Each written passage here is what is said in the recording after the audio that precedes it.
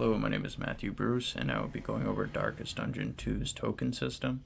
There are basically buffs, debuffs, damage over time, and stress over time effects, as well as empowering effects that certain player characters and certain enemies do that are really the basis around the strategy of this game. So we're going to be moving into my first clip showing just how many tokens there are. The top ones are buffs, the blue ones are debuffs, the light blue are combo and debuff effects, and the orange ones are empowering effects for the enemies. So one way you can get a buff right off the start is each character has their own take on the situation and their decision. This one goes into this fight rallying the other teammates and gives them empowered attacks for the next attack. Excuse me.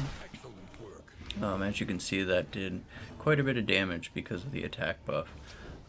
Here you can see again that didn't crit, but it did 50% more damage. They also have the shield effects the enemies do, which negates 50% of any damage while they have that up. Any source of damage rather. Here we can see damage over time effects. So on mine I just ticked for 4 because I had the bleed on me, and the enemy has 2 on them, so next turn they will perish due to the damage over time. Now you can heal damage over time effects like I'm going to do here, otherwise you will have to take their full damage. You can also resist damage over time effects. Each character has their own resistances, and it's basically an RNG chance against their resistances to see if they are inflicted. Other than health, it can up your stress. Once a character's stress gets to 10, due to horror or stress attacks, they will have a meltdown, lose a big portion of their health, and all of their relationships will be tested, which means they'll either diminish or increase. They rarely increase.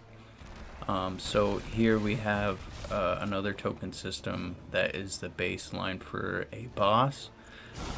Here, if you get 3 of the entanglement tokens on one of your characters, it will not be able to move, and you will only be able to stress out your team.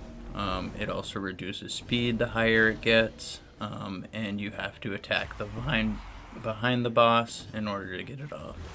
Other enemies have certain empowering, like Benediction.